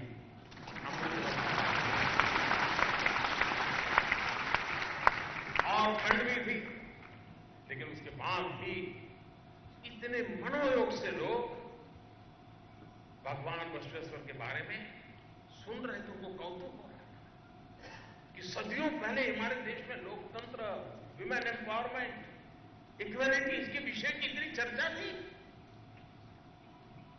मैं समझता हूं उनके लिए बड़ा अजूबा था। साथियों, अभी हमारी शिक्षा व्यवस्था की खामी मानिए या फिर अपने ही इतिहास को भुला देने की कमजोरी मानिए, लेकिन आज भी हमारे देश में लाखों करोड़ों युवाओं को इस बारे में पता नहीं होगा कि 800-900 साल पहले, 1000 साल पहले हमारे देश में सामाजिक मूल्यों की पुनर्प्रस्थापना के लिए जन जागृति का कैसा दौर चला था, कैसा आंदोलन चला था, हिंदुस्तान के हर कोने में कैसे था। समाज में व्याप्त बुराइयों को खत्म करने के लिए उस कालखंड में, मैं 800-1000 साल पहले की बात कर रहा हूं, गुलामी के वो दिन थे। हमारे ऋषियों ने, संत आत्माओं ने जन आंदोलन की नींव रखी। उन्होंने जन आंदोलन को भक्ति से जोड़ा था, भक्ति ईश्वर के प्रति और भक्ति समाज के प्रति। दक्षिण से शुरू होकर इस भक्ति आंदोलन का विस्तार महाराष्ट्र और गुजरात होते हुए उत्तर भारत तक हो गया। इस दौरान अलग अलग भाषाओं में अलग वर्गों के लोगों ने समाज में एक चेतना जगाने का प्रयास किया। इन्होंने समाज के लिए एक आईने की तरह काम किया। जो अच्छाइयां थी, जो बुराइयां थी, वो न सिर्फ उन्होंने शीशे की तरह लोगों के सामने रखी, बल्कि इन बुराइयों से भक्ति का रास्ता भी दिखाया। मुक्ति के मार्ग में भक्ति का मार्ग अपनाया। कितने ही नाम हम सुनते हैं, रामानुजाचार्य, मध्वाचार्य, निम्बकाचार्य, संत तुकाराम, मीराबाई, नरसिंह मेहता, कबीरदास, संत रैदास, गुरु नानक देव, चैतन्य महाप्रभु, अनेक महान व्यक्तियों के समागम से भक्ति आंदोलन मजबूत हुआ। इन्हीं के प्रभाव से देश एक लंबे कालखंड में अपनी चेतना को स्थिर रख पाया, अपनी आत्मा को बचा पाया। सारी विपत्तियां, गुलामी के कालखंड के बीच भी हम अपने आप को बचा पाए, बढ़ पाए। एक बात और आप ध्यान देंगे तो आप पाएंगे कि सभी ने बहुत ही सरल सहज भाषा में समाज तक अपनी बात पहुंचाने का प्रयास किया। भक्ति आंदोलन के दौरान धर्म, दर्शन, साहित्य की ऐसी त्रिवेणी स्थापित हुई जो आज भी हम सभी को प्रेरणा देती है।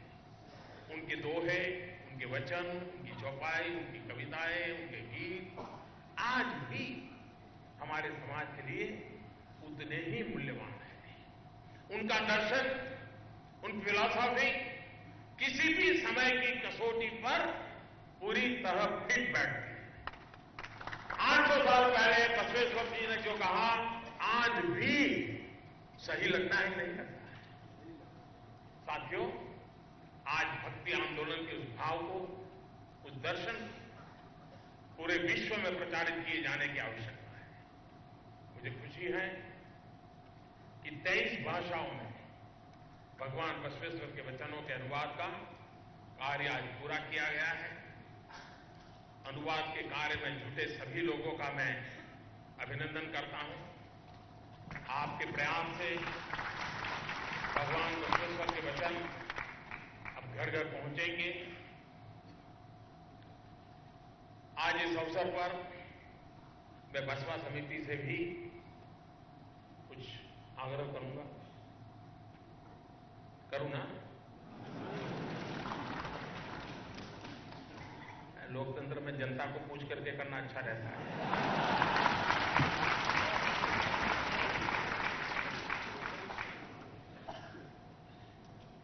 एक काम हम कर सकते हैं क्या?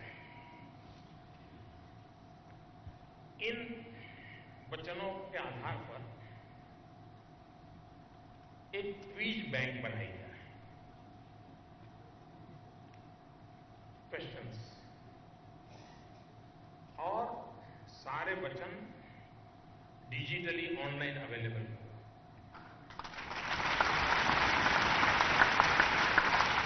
और हर वर्ग, अलग अलग आयु के लोग इस क्विज कंपटीशन में ऑनलाइन हिस्सा लें।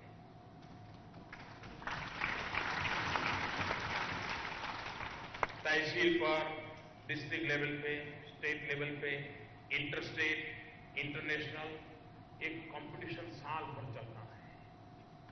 कोशिश करें 50 लाख, 1 करोड़ लोग आए, क्विज कंपटीशन में भाग लें। उसके लिए उसको वचनामृत का एक स्टूडेंट की तरह अध्ययन करना पड़ेगा। क्विज कंपटीशन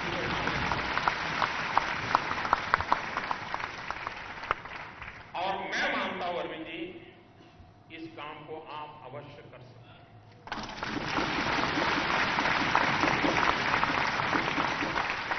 वरना क्या होगा कि ये चीजें हम भूल जाएंगे। मैं जिस दिन पार्लियामेंट में हमारी मुलाकात हुई जैसा उन्होंने कहा कि उन दिनों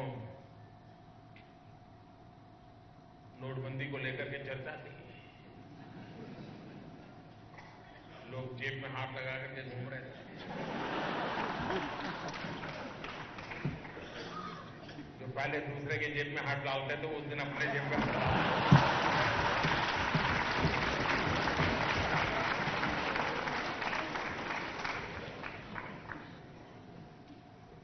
और उस समय अरविंद जी ने मुझे बसवाचार्य जी के कोटेशन मुझे सुनाया था, इतना परफेक्ट था। अगर वो मुझे 7 तारीख को मिल गया होता तो मैं मेरे 8 तारीख के राष्ट्र को जो बोला उसमें जरूर उसका उल्लेख करता।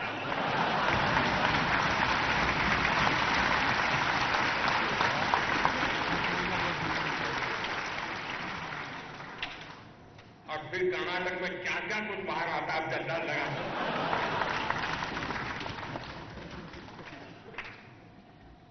और इसलिए मैं चाहूंगा कि इस काम को आगे बढ़ाया जाए, इसे यहां रोका न जाए। और आज जो नई जनरेशन है तो उनका तो गूगल गुरु है, तो उनके लिए रास्ता सही है उनको। और आप देखिए बहुत बड़ी मात्रा में लोग इसको, दूसरा ये भी कर सकते हैं कि इस वचनामृत और आज के विचार दोनों की साम्यता का भी क्विज कॉम्पिटिशन हो सकता है। तो लोगों को लगेगा कि विश्व के किसी भी बड़े महापुरुष के वाक्यों की बराबरी से भी ज्यादा शार्पनेस 800-900 साल पहले हमारी धरती के संतान।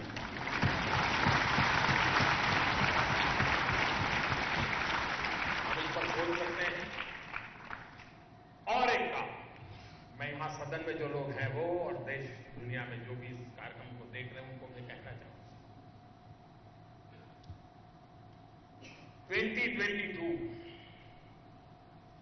2022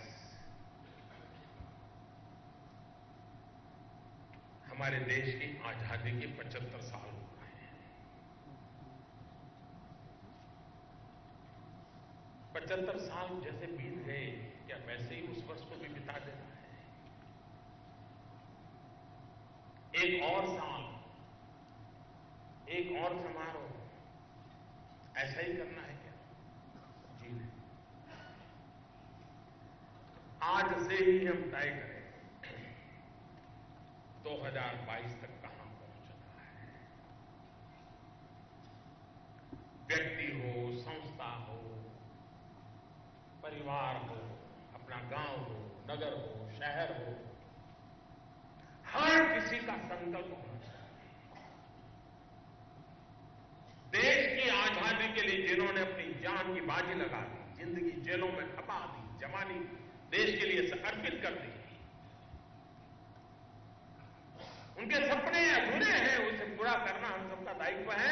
अगर 125 करोड़ देशवासी 2022 को देश को यहां ले जाना है, मेरे अपने प्रयत्न से ले जाना है। वरना सलाह देने वाले तो बहुत मिले, हाँ सरकार को ये करना है, सरकार को देखना करना है। जी नहीं, 125 करोड़ देशवासी क्या करेंगे, हर हिंदुस्तानी क्या करेगा, और करना तय करे और तय करके चल पड़े। कौन कहता है दुनिया में बसवाचार्य जी का सपने वाला जो देश है, दुनिया है, वो बनाने में हम कम रह सकते हैं, वो ताकत ले सकते हैं। और इसलिए मैं आपसे आग्रह कर रहा हूं कि आप इस समिति के द्वारा जिन्होंने इस विचारों को लेकर के काम बहुत उत्तम किया है, आज मुझे उन सभी सरस्वती के पुत्रों से भी मिलने का, दर्शन करने का सौभाग्य मिला, जिन्होंने इसको पूर्ण करने में उन्होंने रात दिन खपाई है। कन्नड़ भाषा सीखी होगी, उसमें से भी किसी ने गुजराती किया होगा, किसी ने असमिया किया होगा, किसी ने उर्दू किया होगा। उन सबको मुझे आज मिलने का अवसर मिला। मैं उन सबका भी आज हृदय से बहुत बहुत अभिनंदन करता हूं। इस काम को करने के लिए समय दिया, शक्ति दी, अपना ज्ञान का अर्जन उस काम के लिए किया। मैं फिर एक बार इस पवित्र समारोह में आपके बीच आने का मुझे सद्भाग्य मिला। उन महान वचनों को सुनने का अवसर मिला और इस बहाने मुझे उसकी ओर जाने का मौका मिला। मैं भी धन्य हो गया, आपसे मिलने का सौभाग्य मिला। मैं फिर एक बार आप सबका धन्यवाद करता हूँ, बहुत बहुत शुभकामनाएं देता हूँ।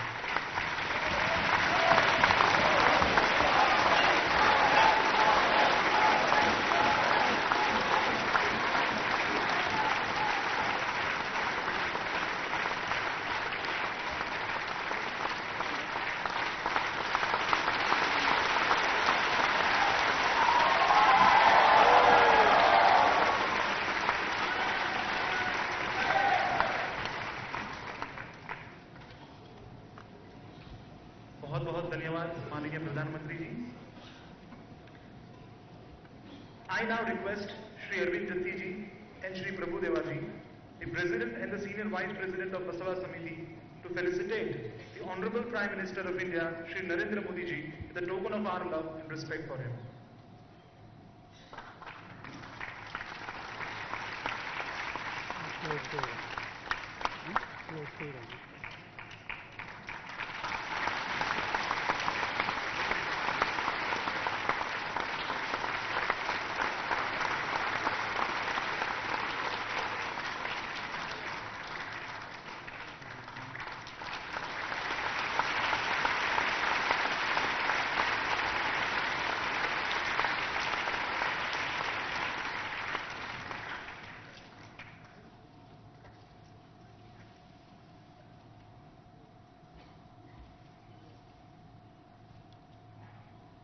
Thanks a lot, sir.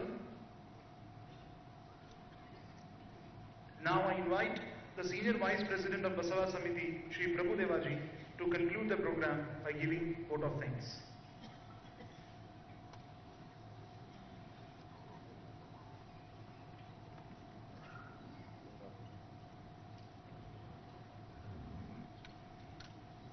ಶರಣು ಶರಣಾರ್ಥಿ. ತಮ್ಮೆಲ್ಲರಿಗೂ ಬಸವ ಜಯಂತಿಯ ಶುಭಾಶಯಗಳೊಂದಿಗೆ ನನ್ನ ಕಿರು ಭಾಷಣವನ್ನು ಹೇಳ್ತೇನೆ. Out of 52 years since Basava Samiti was founded, I am fortunate to be in service of this organization for the last 33 years. I presume that it's my privilege and saubhagya to be here. Therefore, I feel it is my privilege to propose the vote of thanks on this birth anniversary of Sri Basavanna, which has turned out to be a milestone through this historic event. 52 years ago, on this very day, Sri B.D. Jatti ji, with Wrangler Sri D.C. Pavate, who was the Vice Chancellor then of Karnataka University, and later became the Governor of Punjab, with a beloved friend, Sri Jayanna Chigiteri and Sri Vishwanath Reddy Muddar, founded the Basava Samiti, laid the strong foundation through Basava Tattva, led the organization from front by his well-known simplicity and dedication, and now the guiding light for all of us. I would like to dedicate this momentous event to their leadership and inspiration. Today, for all of us in Basava movement, it's a great milestone where our honorable and beloved Prime Minister of India, a karma yogi in his work and lifestyle, has graced this occasion, launched the Holy Vachana in 23 languages, and through his personal interest on the revolutionary socio-spiritual path of Basavanna, has given us a platform to reach out to the entire country and the world at large. On behalf of the Samiti and its members, I thank Sri Modi ji for embracing Basava Tattva, and we seek continued support for the spiritual movement of Mother Bharat. As Pradhan Mantri just suggested to have a quiz program.